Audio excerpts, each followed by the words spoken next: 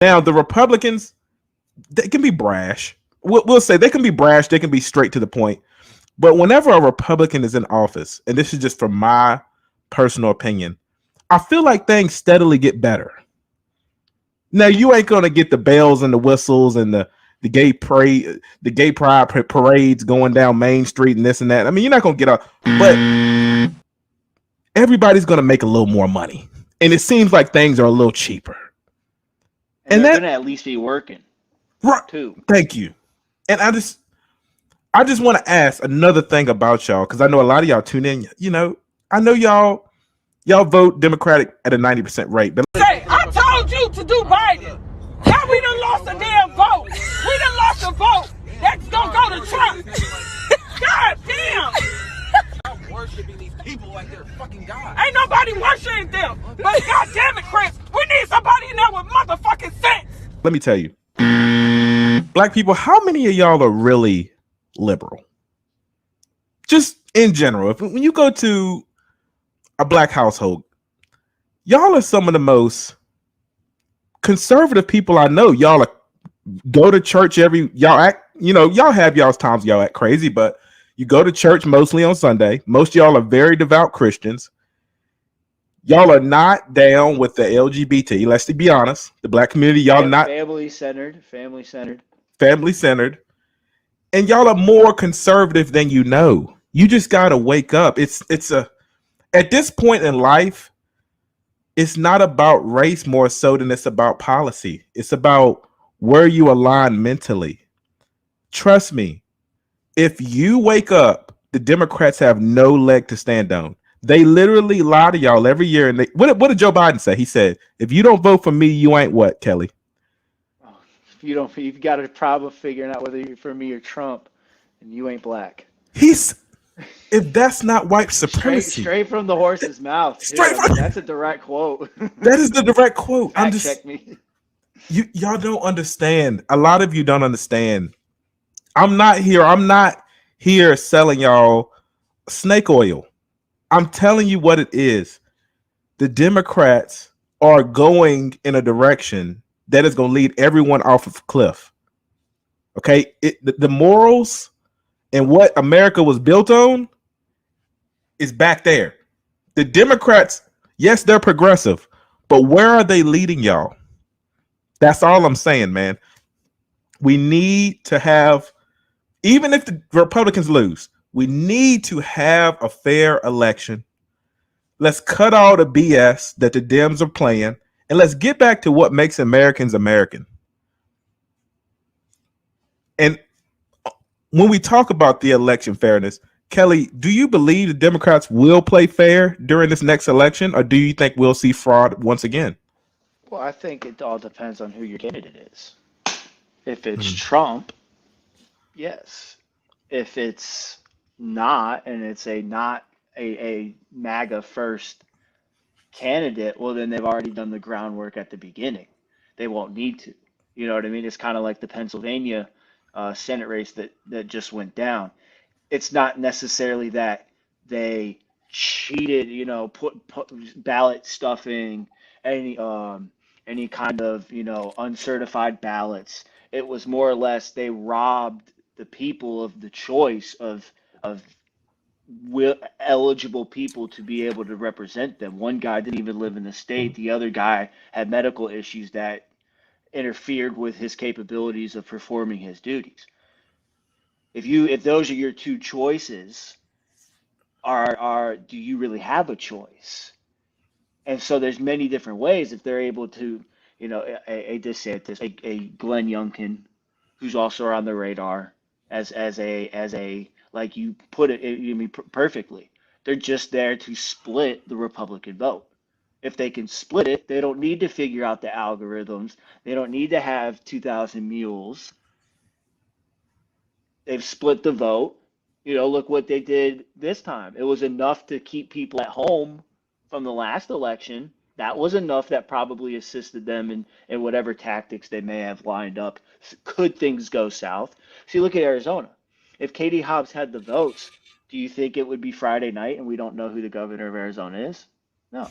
They would have announced as soon as they got the votes. But if Carrie Lake's trending into a point where they're going to put the modeling in that she's going to win, that Boebert in Colorado did, look what she did. It went to almost 99.9% reporting before she finally took the lead. She's taking the lead. They're going to end up calling it for her. But if Katie Hobbs had her votes, if they're, it's all about the tax rulers, the people who, it is a uniparty.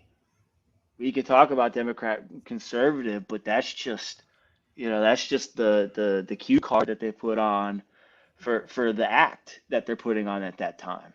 Lindsey Graham says he's a conservative, but there's not one action that he does that works for people who consider themselves conservatives. Look at Joe Manchin. Joe Manchin on the other side.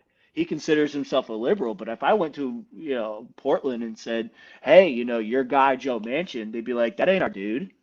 Mm-hmm. You and I. Mitch McConnell doesn't have our interest in mind, but he says he's a conservative.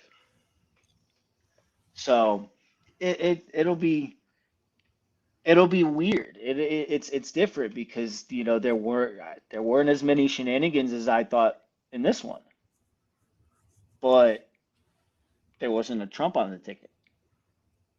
And that's go ahead. Yeah. Oh yeah, go ahead. There wasn't a Trump on the ticket. I just wanted to interject. Well, I think Kelly, you've always been a Republican, right? Yeah. Essentially, I grew up in a Republican household. I feel like people like me who were moderate Democrats growing up. I look at Elon Musk, perfect example, where it's like, remember those Democrats who were just Democrats, but they basically were what back then they were the Republicans of today. Kind of how Elon put it, where it's like everything shifted to where being a Republican is kind of like being a liberal back in 2008. I guess that's a good way to put it. Right.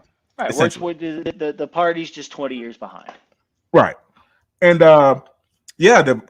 the Democrats left a lot of us behind. I mean, we don't know where it went to a place that we couldn't go that far. And I like to say my mentality kind of lines up with Elon Musk. I don't agree with everything Elon does, but politically, I think he just wants a fair system. And like he bought Twitter, which I'll ask you this. I don't mean to blindside you about that, but that's something, that everybody's talking about. Do you believe him buying Twitter could help the Republican Party at least get a voice out there, at least try to fight the woke mob and the mainstream media? Do you think Twitter could be useful, or do you think it's just going to be a flop, or what do you think? I mean, as a party, for the grifters in the party, it's going to be great. It's going to be fantastic for them. Because I don't think Elon is totally a person of the people too. A lot of his projects are truly Tony Stark type thing. I mean, the whole thing in the movie, not to go too marvelly into it, but he has the weapons and they get into the wrong hands, and now he's got to fight against that. There's a lot of his projects that are like that. Neuralink, for example. Right. Mm-hmm. But it will help the party because it really does boil down to two things, and that's what they told him right before the deal went down. They offered a counter offer at the 11th hour, and told Elon they'll shave off billions of dollars off the price if he agreed to keep everybody employed and not let Donald Trump back onto Twitter. And Elon Musk's response was, "I'm not going to do that."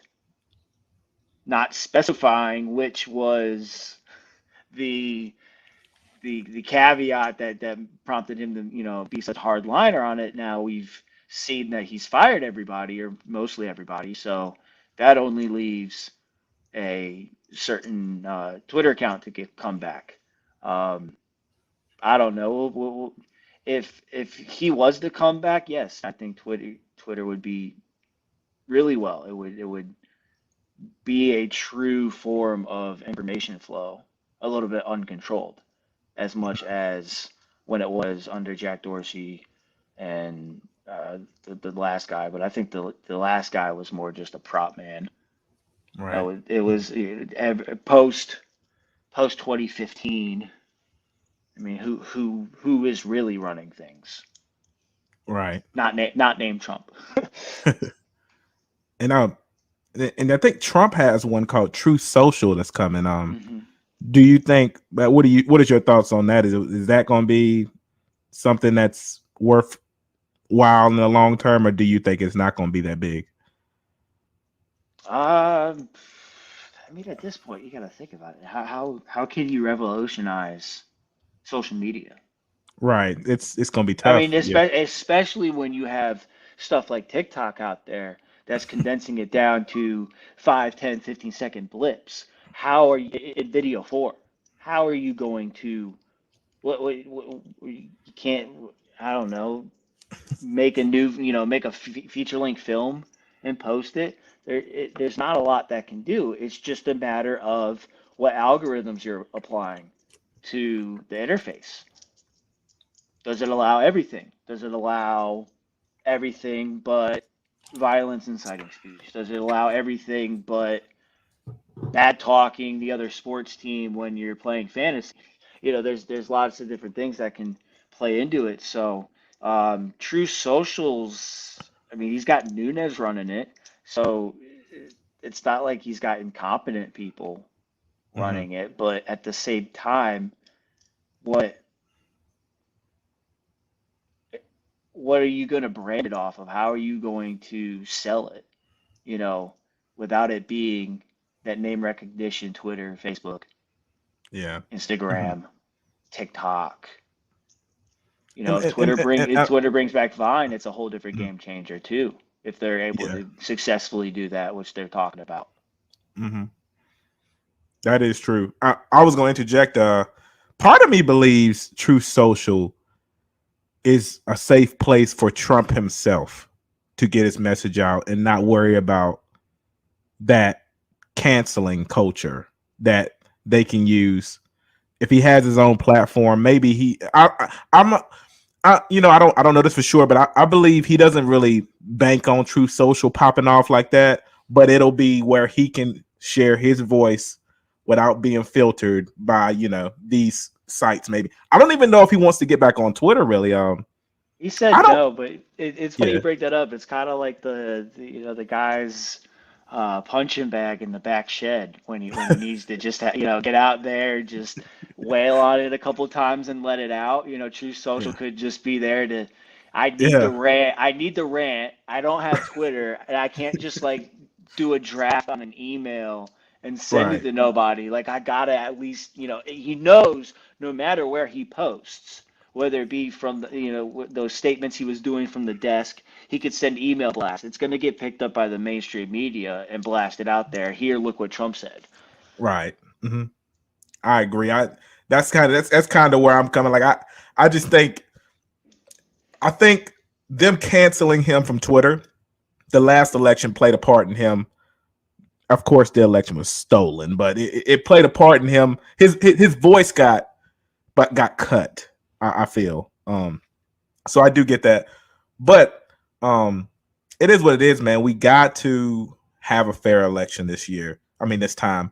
So even though him and Elon had a little spat, I don't know if Elon and him are on great terms, but hopefully they can settle their differences. I would like to see Trump back on Twitter. Essentially, is what I'm saying. I would love to see Right. that. I think as soon as he comes back, though, that'll be what sets it up for them to indict him.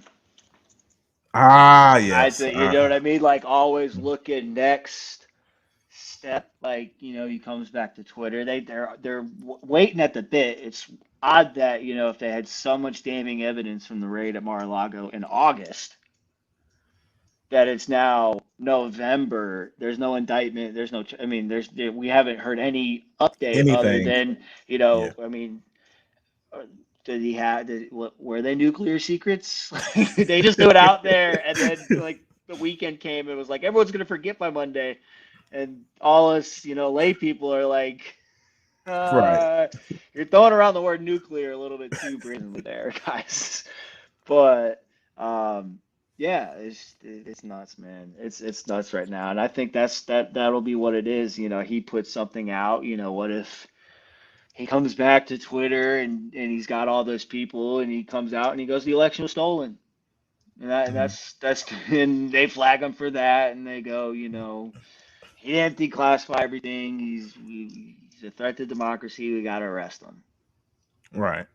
You're first going to look at how this Congress is going to shake out.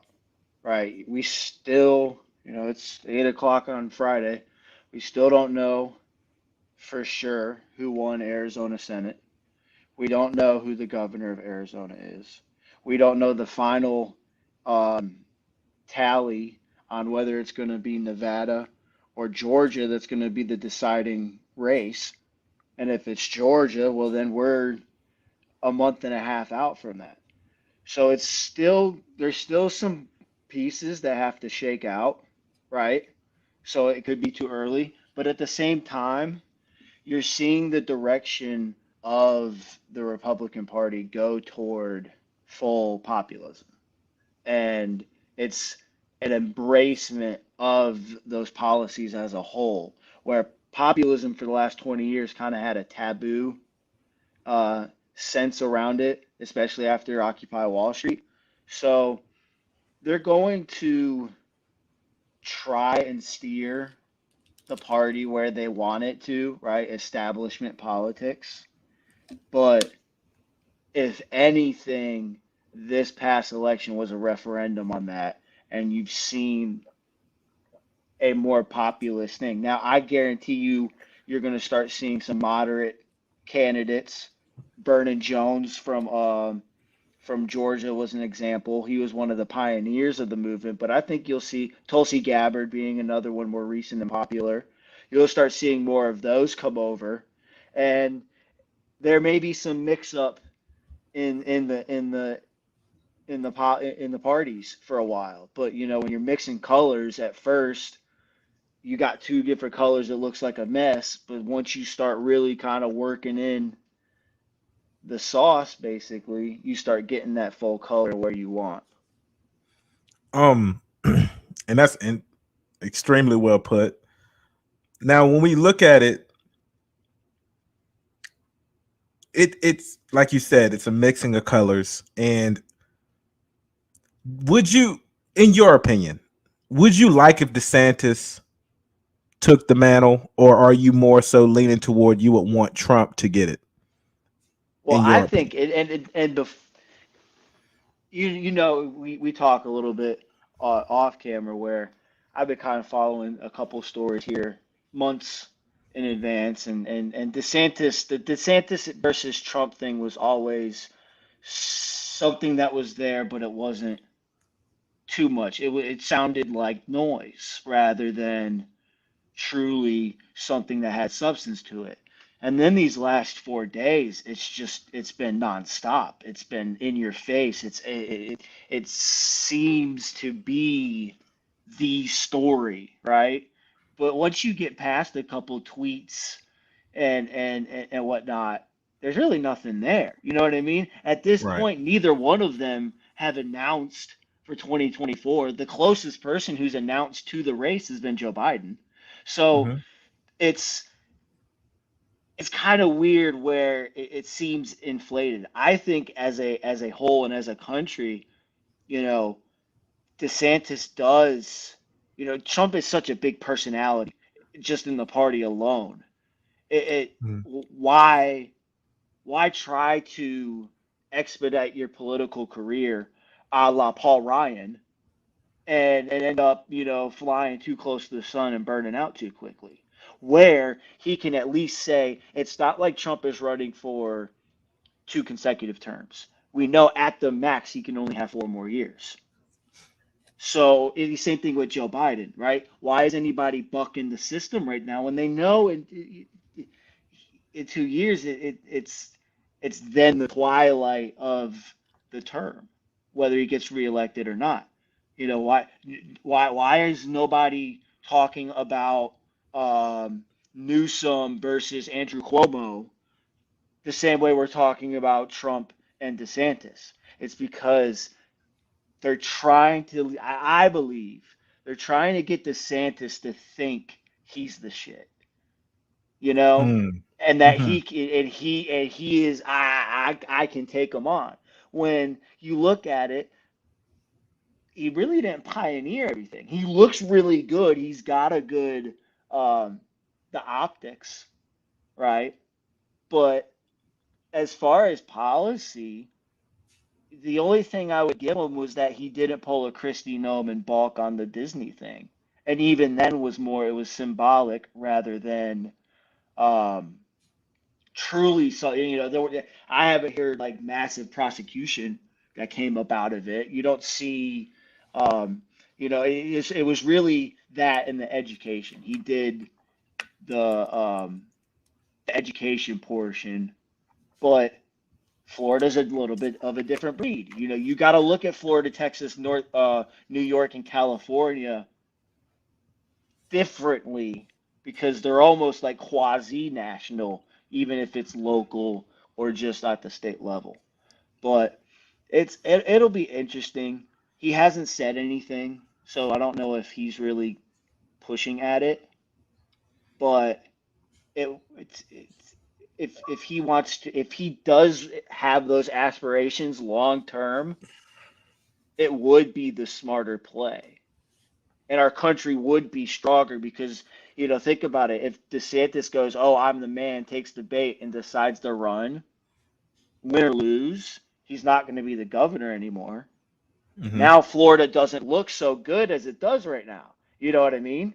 And where think about, if Trump had another term, if DeSantis takes this term and really focuses as the governor, like Carrie Lake will do at Arizona, like she's already said, I'm 8 years and I'm focusing on Arizona. If DeSantis does that for another term, the groundwork is impenetrable at that point. and great points with that. And I agree. I think, and I don't know. Personally, I don't know this, but I think the clash between DeSantis and Trump is what Democrats are hoping for to split the party.